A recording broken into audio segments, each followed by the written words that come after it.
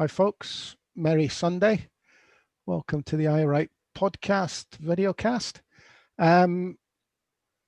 The SNP Conference, will touch on it, but it seems to have been really quite hard work with no great reward for that work, as far as I can tell. Obviously, we'll go with both the Scottish political programme and Marr. I think we should kick off with Marr. Nicola Sturgeon was interviewed, an exaggeration, insulted by, might be a better description. Did we all see that? I saw it. Seen bits and bobs of it, aye. I would call it an attack. And I like to quote Leanne Wood, former leader of Plaid Cymru in Wales. And she said, if only Marr would use that approach next time he interviews Boris Johnson, if only. Yeah, I think it would be fair to say that we know the attack lines that the BBC, which are the real opposition to the SNP in Scotland, I think, are going to use come May. It's going to be all about the pandemic and education. The numbers he used are being well and truly trashed online. Apparently he was selective about the dates those numbers, or the researchers, his researchers were. Jimmy? Yeah, I think we should be quite cheered by that attempt this morning. I mean, she's not been interviewed by Andrew Marr for months, and that's the best that they can come up with. I think we should just smile and laugh it off. I think Andrew Marr showed himself as ineffectual and deeply, deeply in the pocket of the Conservative Party. And with all the finances at his disposal, that's the attack he can come up with. Gerrymandering stats to make things look how they aren't. And frankly, the nonsense about Salmond, that was laughable. That was risible. I've seen her attacked better by SNP members than Andrew Marr managed this morning. I like the idea that if Sky phone you up and float an accusation past you about a member of your party, that's to be considered informing you. Nothing ever came. That was the accusation about something that happened at an airport, and nothing came of that. That's another story. I think that was, I must admit, that was a defence by the First Minister that doesn't count as knowing about accusations made against Alex Salmond before Easter time 2018. Well, I'm going to start phoning Marr up, making accusations about Boris Johnson, and see what he does with that. I mean, because a news agency phones you up and says there's a rumor going about that Alex Salmond was dancing on a naked woman in the middle of Princes Street, is that an accusation? I don't think that's an accusation. I've been watching. That's floating a news story. Yeah, I've been watching Succession, and there's an episode there where some politician posts a photograph of his bum naked, and they're all worrying about how are they going to deal with this on the news. Well, you know, the easy way to deal with it is to deny it's ever happened, allow whoever's been accused to continue sit in the Commons until such time he's found guilty or otherwise. What you should never do is go public with it, because, you know, that would damage the party. So the Tories know how to deal with that. Aye. Don't, by the way, do us a favour, Mr. Francois, don't come back to Parliament for a while, because these allegations might actually be serious. Yeah. So what you do is you just refuse to talk about it. And that applies to councillors in Scotland who get thrown out the party and brought back in. It applies to people who get thrown out the party whose vote you need, so you bring them back in, return the whip to them, as Mrs. May did. I mean, come on, let's be honest. It also applies to applying pressure to judges when they're about to sentence a former MP. I believe there have been 6 or 7 who have been reported to the Parliamentary Standards Commissioner just at the end of last week because they looked to pressure the judge before sentencing Charlie Elphick. Who's Charlie Elphick? Sorry. The Tory MP that got done for rape. Sorry, no rape, he got done for sexual assault. The one who helpfully stood down and his missus is now the MP for, I think, Dover or something like that. But he got a 2 year right. sentence not that long ago. She dumped him though, did she not? No, she dumped him because it was expedient to dump him, mate. The reality is she stepped into his seat, and her submission to the judge is acceptable because she was involved in the case, but there are cabinet ministers and former cabinet ministers that made submissions to the judge that they shouldn't have, trying to influence him to make sure that Mr. Elphick didn't go to jail. That's a scandal that ought to be up. I was getting that confused with the outstanding rape case against some other Tory MP. Yeah, that's still bubbling away in the undergrowth at the moment because they kicked it that far into touch that they hope for people to go back to the numbers briefly, I've actually got some numbers here that I'll put up on the screen. I'll read out to folk. Here we go. I'll start with Marr's numbers.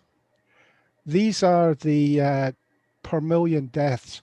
There isn't a date on this, you'll notice. It's done by week 43, 44, 45, 46. Sorry, for the podcast guys, this is what? COVID-19 deaths per million, England versus Scotland. Yeah, and it has Scotland on, well, what's the worst one? 50, week 46. It's got England on 40% and Scotland on 50%. However, the deaths overall, rate per 100 population, up-to-date numbers. England on 101.5, Scotland on 94. That's per 100,000. That's the up-to-date figures that Marr seemed unable to find. Northern Ireland is doing the best out of the 4 home countries. And I don't understand why he thinks this is going to influence anything when people can go and look at it. Plus the fact that most of the statistical bodies say you should take the unexplained deaths as the figure. Yeah, but I would say what's relevant is it was quite clear that Andrew Marr had certainly not done the research himself. He's simply been handed this sheet of paper with some questions for him to ask. Because he didn't sound the least bit confident about them. Joey? It's probably the Conservative Central Office that he got his stats, mate. That's where the BBC seem to get an awful lot of their information these days. But as I say, I wouldn't worry about it. It was inept. It was a hatchet job, but they hadn't sharpened the hatchet. The other thing, of course, he went on was education, which, according to the latest PISA stuff, the gap is closing. It's a shame when they quote one particular set of PISA results, but didn't quote the one that says that Scotland's pupils are the best on the planet prepared in terms of social interaction with people from other countries, because that doesn't really kind of fall into the narrative that they want to tell you, so they just absolutely ignore that. And of course, the other one they ignore is outcomes. That's actually getting a job or going into further education. Didn't he talk about outcomes? Scotland are far too successful at that. Don't mention the outcomes. And at this point, I would like to remind Fraser Nelson that English figures for universities include colleges, Scottish figures don't. Because he continually quotes the English higher education figures, which are based on different institutions. Yeah, would that be the same Fraser? Would that be the same Fraser Nelson that used stats from when he was at university to try and make an argument about Scotland in 2020 last week? Yes. Yeah, they were 10 years old. As far as I'm concerned, that basically just makes him a twisted liar. Well, it's almost as bad as Alec Massey's wee petulant piece this morning. You know what? I've got nothing to say, so I'll just come out and be as petulant as I possibly can today. Well, I'm a bit disappointed in Massey because that has been an argument. Basically, what he wrote has been an argument in the SNP for how many years now? Aye. And he's making out like he's just come up with it. What's the argument? Sorry, guys. I mean, you're... Sorry, it's about the fact that Sturgeon has announced that a referendum has to take place next year. And basically, Massey is saying she does it every single time. I mean, it's like the Tories promising to cut tax every time there's an election. You know, it's a raison d'etre. But what's Massey's point? Well, he's making out like this is some sort of thunderbolt of knowledge he's managed to find. There was no point, Stewart. He just needed to write a column and couldn't come up with one this week, so he just came up with it. It's abject nonsense, honestly. It's just petulance. And it's petulance on steroids this morning. Well, it's the usual thing, and he's ignoring the fact that the argument's been going on within the SNP for the last 4 years. As I said earlier, mate, I think, to be honest, the SNP and people within the SNP are far better at holding the SNP to account than opposition and the press at the moment. Yeah, you know what I mean, if you just have a read at a couple of the blogs and watch a bit of conference and go into indie Twitter, you'll get far more of an idea of the positives of any SNP case and the negatives against that case than you ever would from reading the papers or listening to donuts like Tricky Dicky or Dross. Well, you're never going to get the positives, are you? Nah, true. Well, that mentioning bloggers brings us on to friend of the show, Peter A. Bell, who tweeted today that Nicola Sturgeon, depending on whether she gets an independence referendum off the ground next year, will either have a statue built to her or have effigies of her burnt. Don't burn that effigy at what's that place in Sussex? Lewes. Well, they've actually already burnt effigies, Alexander and things.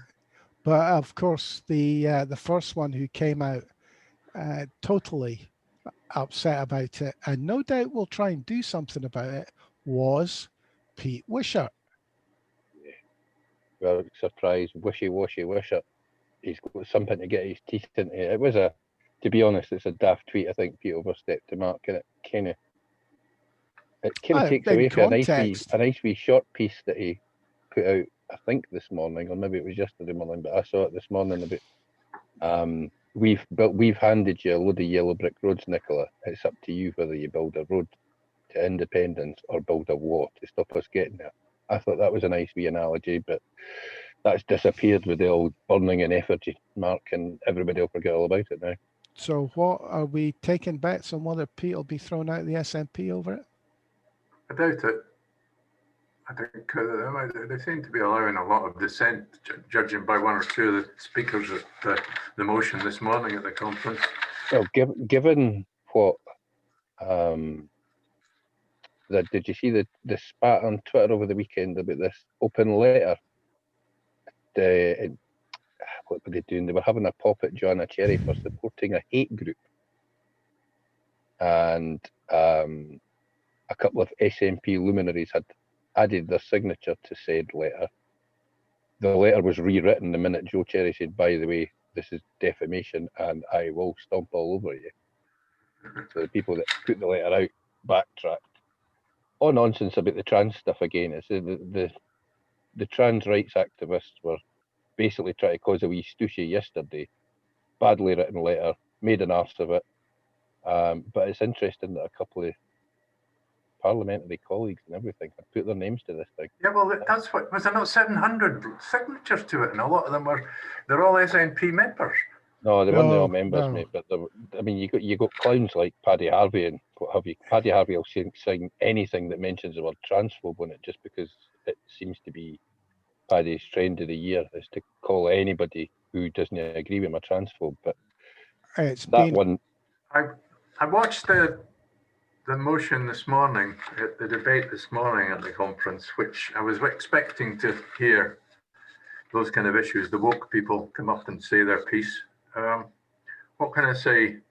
I thought they did quite well. They were looking. David Henry got to speak.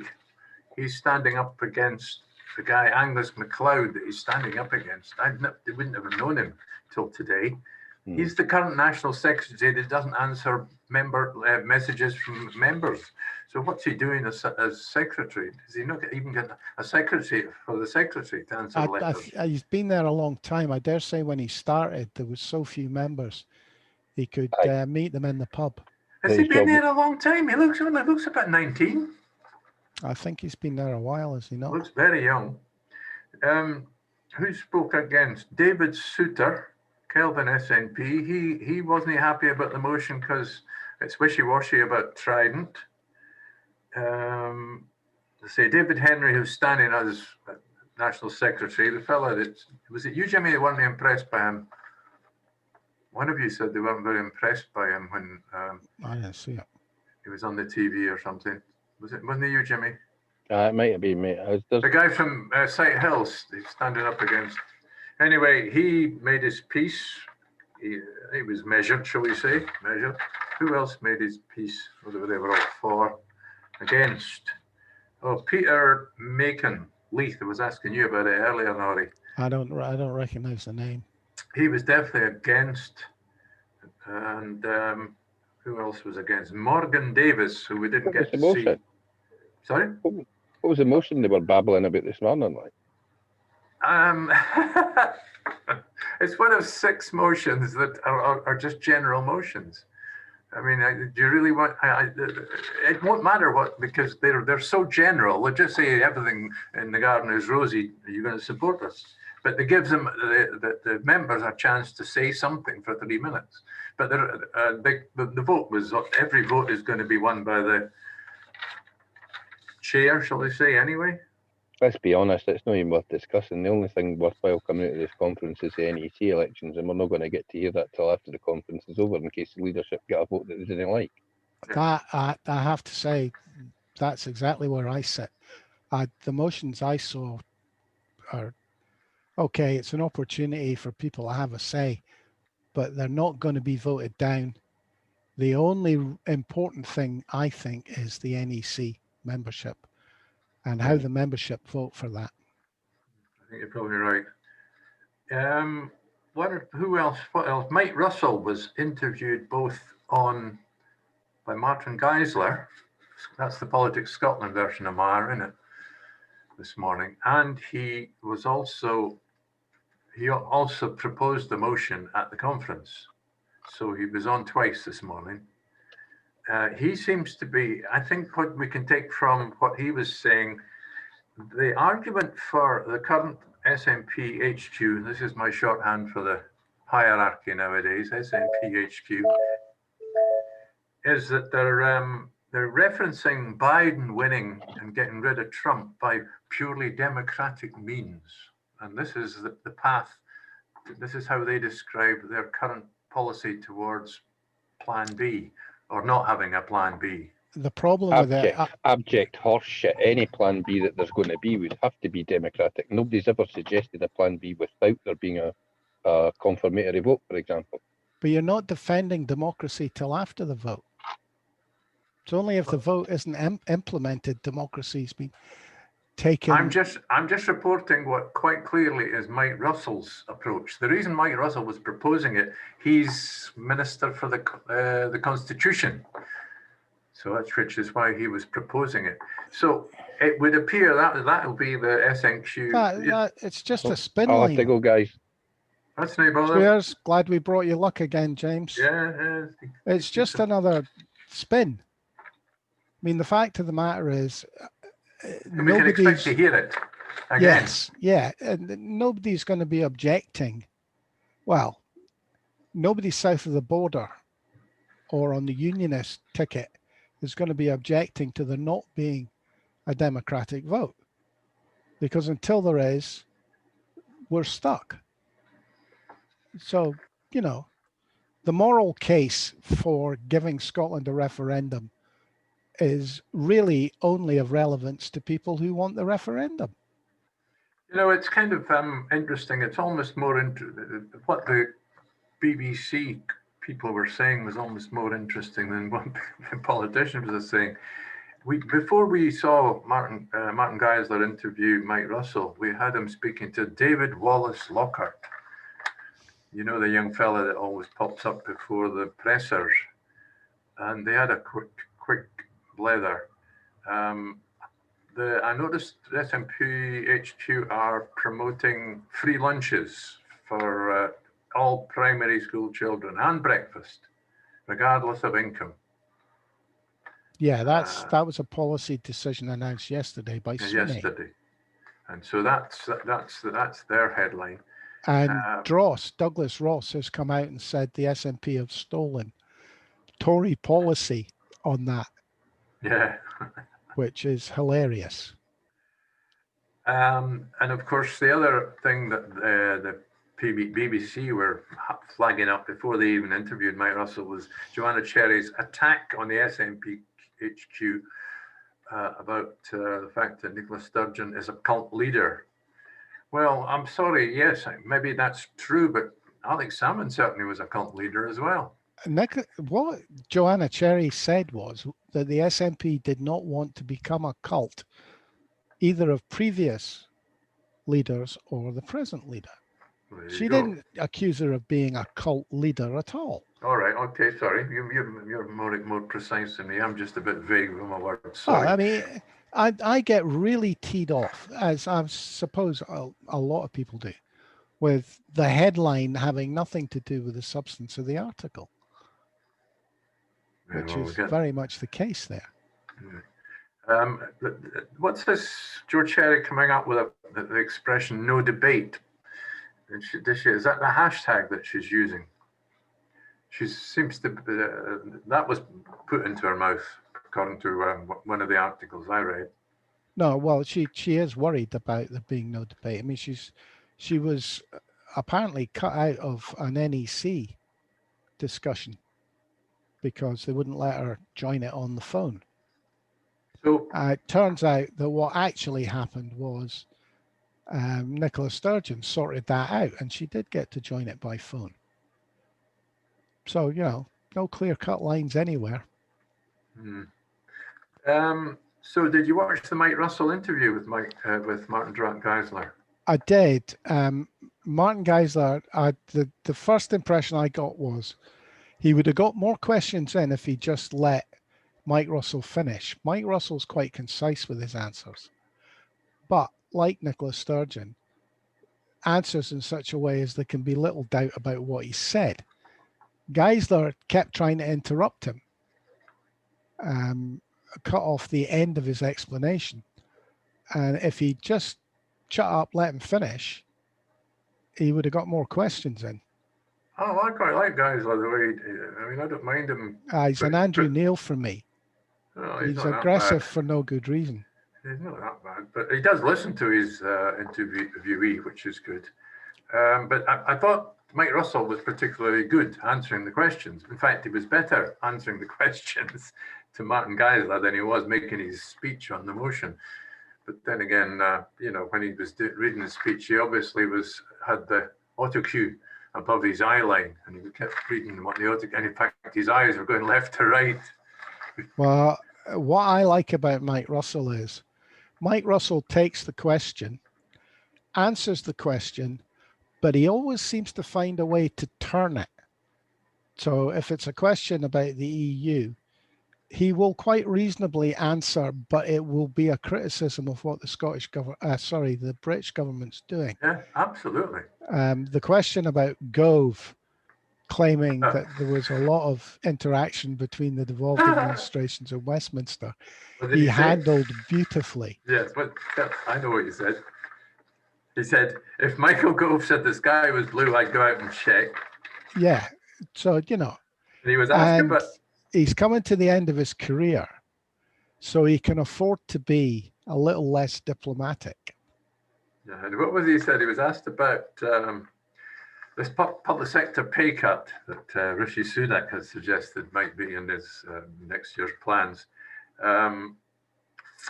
Mike Russell said, well, by the way, we have to balance the books, which reminded them that there cannot be any. There's nothing to do. We just have to balance the books. But one of the other nice things he said here is that instead of waiting for money from London, we could have independence. And what else he said? He was asked about an independent Scotland. What about deficit and borrowing limits if you wanted to join the EU? Straight away, Mike Russell comes back. Look, all of the EU is busting those rules right now, including state aid. I mean, he's just got all the answers. I love watching Mike Russell at work. Yeah, he was very good today. And the other thing I've noticed about Scottish BBC is the Tory party now get the last word. I don't know if you've noticed, it's become a feature that if the SNP get on at all, it tends to be at the beginning or the middle of the programme, and they always finish normally with Douglas Ross, but it was some Tory MP today who actually made a bit of an arse of it when he was asked if he would forgo his pay rise. I wasn't sure which position he took, to be honest, by the time he'd finished. Did he say he wouldn't take it? He ended up having saying personally, and as a public servant, it should apply to us. Now that will be quoted back at him on numerous occasions, because if he votes to accept it, he'll be made out to be a liar. Yeah, but he had to get out of clause. But you know, there are exemptions. You know, you use the word exemptions. Well, I don't think they'll consider a £3,500 pay rise exemptable in the press. That's presuming the press bother to pick it up. Which let's be honest, Martin Geissler didn't give him any spare time. I will give him that. He was as hard on all his guests as we would expect. He's turned out to be a bit of an eye-opener, as Mr. Geissler. He nearly ran over. He nearly did a Brewer, Gordon Brewer at the end. Yeah, he did. So I went straight from that. He needs to be a little bit better prepared, I think. I'm not complaining about him at the moment. I mean, I watched him a bit on the 9, and he even got turned out on the breakfast show a month or so back, didn't he? From Manchester. I think he'll get there. I mean, he's new to it yet. I don't think he'll ever be as bad as Andrew Neil, mind. But there you go. Anything else strike you today? Ian Blackford, I caught a bit of him making his speech when I switched over to the conference. I don't know. Sorry. He's never going to set the Heather alight. Not even. He had a lovely view behind him, and it looked like it wasn't a green screen, unlike mine. By the way, it's not this snow. That is the mountain in the middle of Edinburgh, by the way. That is not fake. That was the view from my window 10 years ago. So there you go. It's real. All right. Real is real. I got loads of stuff. What do you want to talk about? You pick something, Stuart. I'm sure I'll be able to give you an Tell you opinion. what, let me bring up, let me share my screen and I'll bring up, can I share my screen? I think it's already on. It's on. Okay, I'll bring up one or two from this. What about this fella? Senior Labour advisor comes out in favour of Scottish independence. Did you see that? Yeah, but that's another headline that I wouldn't call accurate. He came out in favour of a referendum. The point he was making was that the Scottish people should have a referendum. I don't think he said he was in favour of independence. No, I don't think I read it. Anyway, his name is Professor Duncan McClellan, and he was a special advisor to 3 Labour First Ministers. So he's a bit of a capture. What else have I got here? Peter A. Bell, this is the one who you were saying 2 years hence we will either be erecting statues of Nicola Sturgeon or burning a effigy. He could hang for that, do you reckon? What about Sarah? I mean, I was actually pleasantly surprised that she was not being totally negative. But I think it not her that said that mentioned that Douglas Ross had claimed it as Tory policy. I think it might have been. Am I allowed to say that's an 80s hairstyle she's got? Or they Well, wouldn't say that about a man. Am I going to get done for you'll that? get done. She's obviously got more salary to go to the hairdressers these days. That's the No, front I thought page. she was all right this morning. Uh, She did the paper review on Marr, didn't she? yeah. So we got the announcement of the free lunch for the school kids. And I got as many quotes as you like about Ruth Davidson, born in a country she absolutely hates. 9 out of 10 Scots are a burden on the state. Scots aren't usually invited to plush events for fear they might cause damage or steal items. Yeah, that was from our speech to Tory conference, wasn't it? Oh, I've got a whole list of them if you want them. And we specialise in manufacturing disinformation, the BBC. So that's my pictures. Stop share. I've also got, we've got here, I've seen, I know it's mostly the ones I've already got, but I've got some more Ruth Davidson quotes. Here we go. Davidson said, if Sturgeon puts it in this is just last year, if Sturgeon puts it in a manifesto that she's going to hold another referendum and she wins a majority outright, then she can negotiate with the UK government in the same way as happened last time. Yeah, which means Boris can say no. Yes, unfortunately, that's probably what she will use. 2017. Let me be clear. Nobody, not me, not anyone, is expecting the SNP to give up on independence. That is what it believes in, and it's a perfectly honourable position to take. So they're allowed to talk about it. Well, no, they're not allowed to talk about it. Only the Tories are allowed to talk about it. Okay. In 2016, Ruth said she had never called for India Ref 2 to be denied. Constitutionally, the UK government shouldn't block it. No, she just wants it delayed for 14 generations. Even more clearer, in 2015, Ruth said, if the SNP puts it in its manifesto that it has an intention to hold a second referendum and it wins an outright majority, I think it does have a mandate to hold one. Well, she'll go back to her first comment about opening negotiations. And here she now is, judging by this final quote, she's actually now an advisor to the Scottish government, the SNP government. She now says, she told The Guardian back then in 2015, she would advise Downing Street not to block India F2 because I actually don't think in the longer term Westminster saying, no, you can't well play well in Scotland. I think that it would damage the unionist cause. I don't think she's wrong about that. I mean, I fully expect when and if, okay, we'll put an if in, the SNP get a majority at Holyrood and they ask for another Section 30, Boris will revert to the May line, which is now is not the time. Yeah, well, that's a much handier way to put it than simply saying no, isn't it? Yeah. And that will be the mantra for the next 5, 10, 15, 20, 25 years. As long as there's a majority for Scottish independence, now will not be the time. I think I'm looking at the quote by this former advisor to the Labour Party. He could be right, I think. What is it he says?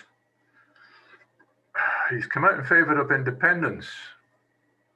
That it's fundamentally important that there is another referendum on the issue. That's slightly different. It kind of agrees with what you said, doesn't it? I didn't get, the message I got from it was not that he was pro-independence.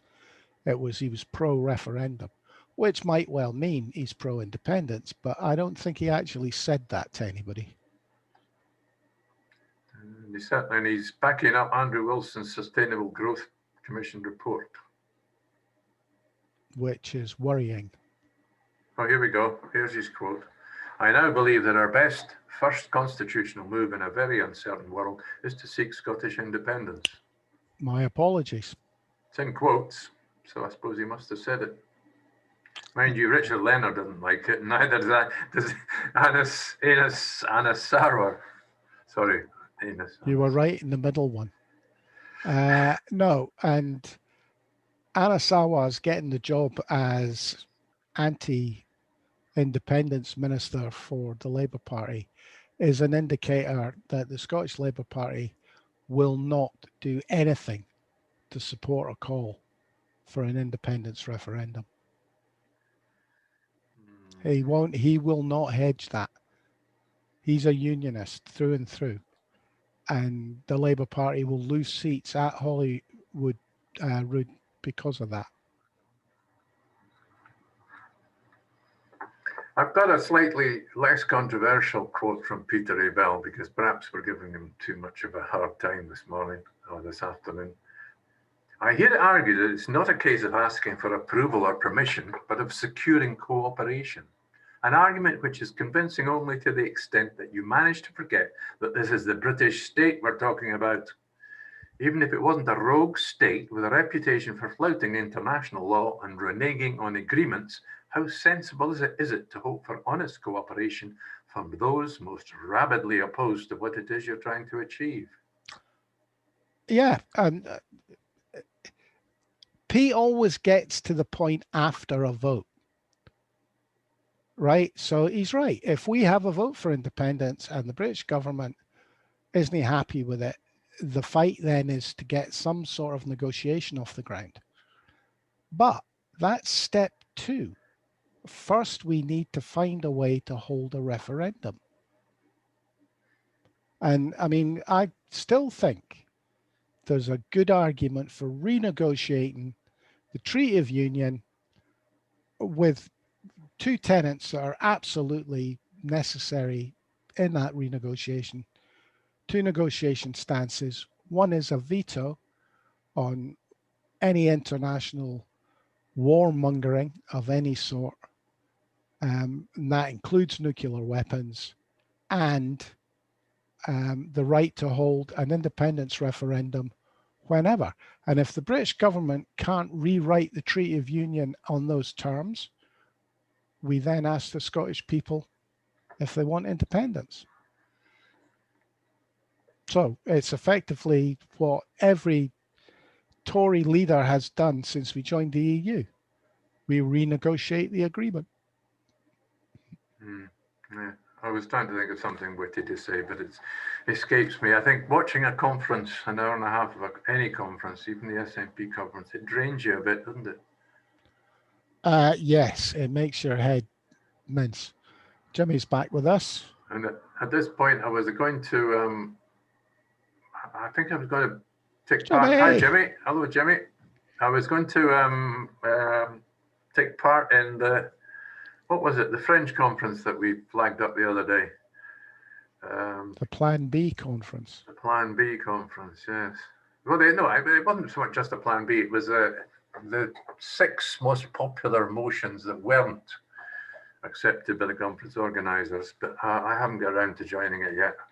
And I think I can. I think I applied to join, but then again, I had a complete day off yesterday. So, well, quite right, mate. I wouldn't bother. It was a bit of aged lefty loving, was it not? I think it was on the day, 11 o'clock. You know, I have an aged loving. Jimmy, you've just described Stewart. Aged loving. And what's me loving myself? Jimmy, seeing as you're back with us, you must have a topic. Well, I was just further to that letter that came out, and all the wee stooshy that came for it yesterday, mate. I had a wee dig around, and what I found wasn't very entertaining, kind of disgusting, in fact.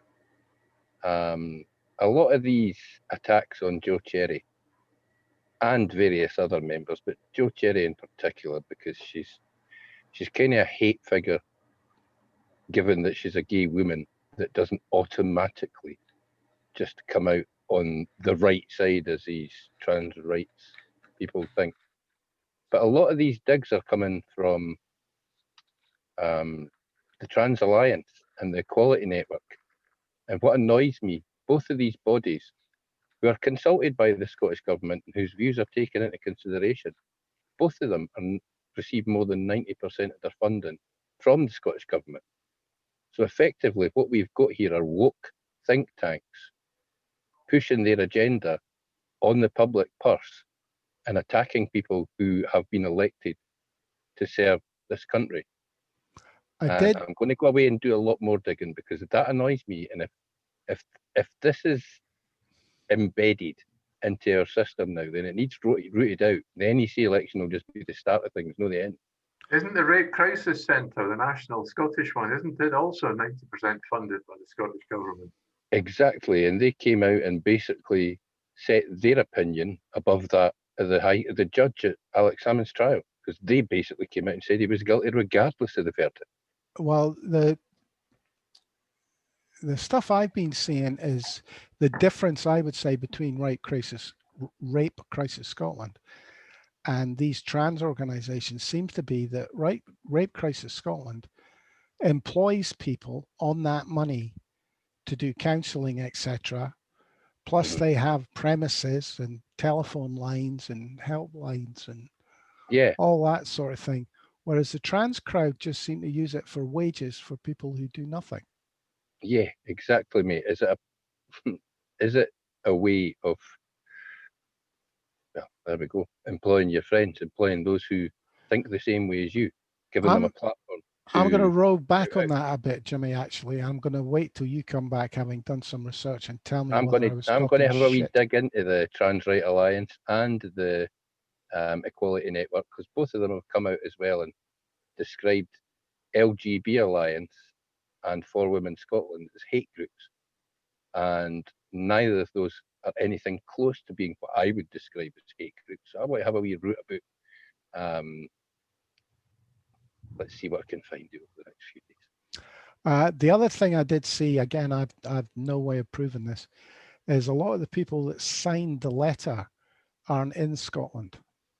Yeah, there was a considerable amount of them that were for down south, mate. But that's nae. That would tend to suggest that maybe the whole thing's is a Twitter spat, because all these folk tend to follow each other, and it's sort of a self-perpetuating circle at that point. You know what I mean? Maybe it is just a nonsense, and what we need to see is that, well, it kind of is. The wider public didn't give a monkeys. You know what I mean? The wider public are more concerned with day-to-day issues than whether Cedric wants to call himself Celia and wear a frock but still have a beard and a walloper. The wider public didn't care. I do think that there are times when these groups need a safe environment to make their point. I absolutely agree with you, mate. You know, but there's a difference between safe environment, platform, and extremism. And frankly, some of the things that they have come out with have been pretty extreme. I can't remember any of the gay movements taking photographs with hatchets. No, mate. What is that about?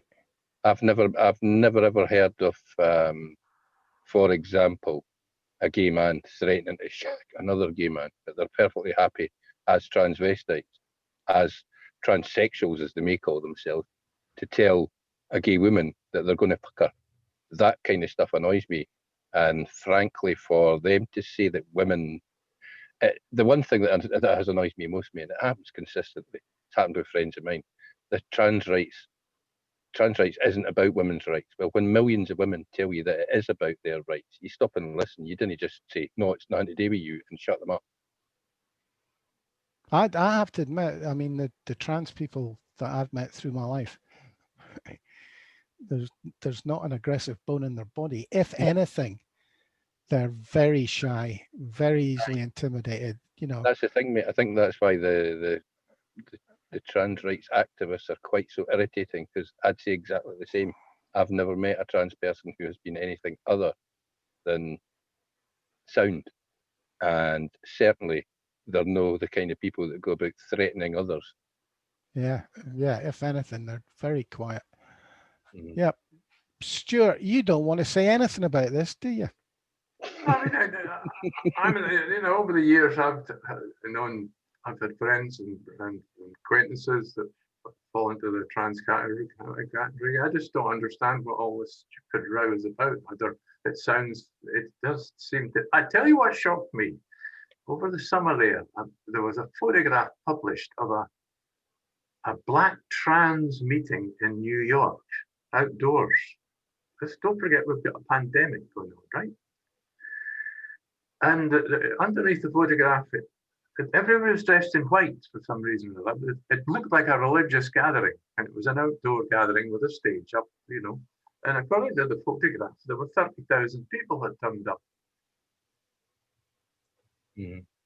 How many people in New York? I don't know. It just looked like more like a religious cult than a genuine protest movement. The white probably signified trans rights or something. It probably did. I worry that the trans thing is, because they're so well funded and because they've had media training and all kinds of stuff, the way that they do it. But I do worry that it's taking oxygen from other things that we should be talking about. I mean, I don't know if any of you've seen that femicide report that was published on Thursday, but we're still looking at 3 women being killed by men every week in this country, and nobody's doing anything about that. You know, they talk about the dangers to trans people. I believe there's been one trans person murdered in the last 2 years in this country. But it's all right for 150 women every year to get murdered by their partners because they didn't shout out as much. You know what I mean? I think it's taken. Well, I think it's taken a much bigger. I think it's taken a much bigger position on the stage than it ought to be. I think it should. It's no. I'm not saying it should be sidelined, but I think I would imagine there's an awful lot more. Well, the Black Lives Matter campaign would matter to an awful lot more men or people. Men. That was a complete the wrong word, but anyway, a lot more people than the trans issue, surely. Yeah, I don't think it's as big an issue in England and Wales. I think they seem to. I think it's a big issue because it's been tied to the SNP government's legislation. Well, wait a minute. I first crossed my horizon a year or two back, and it was people saying that they'd been reported to the police for saying something online, but it was like Lincolnshire police had called them up and they lived somewhere like, you know, this is Essex, the hate speak. For hate speak. And it was like, what? Aye.